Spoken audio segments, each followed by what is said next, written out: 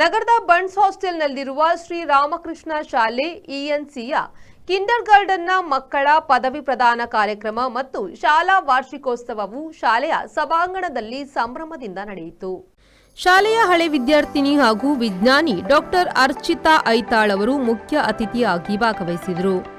ವೇದಿಕೆಯಲ್ಲಿ correspondent doctor Sanjeev Rai, ಕಿಂಡರ್ ಗಾರ್ಟನ್ನ ಸಲಹೆಗಾರರಾದ ಕೀರ್ತಿ ರೈ ಮಾತನಾಡಿ ಶುಭ ಹಾರೈಸಿದರು.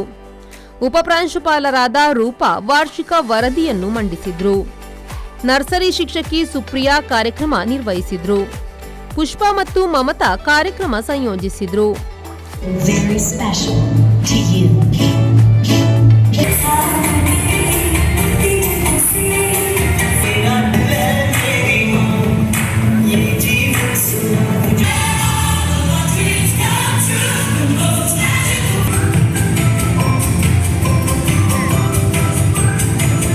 Bureau report V4 news Mangaluru.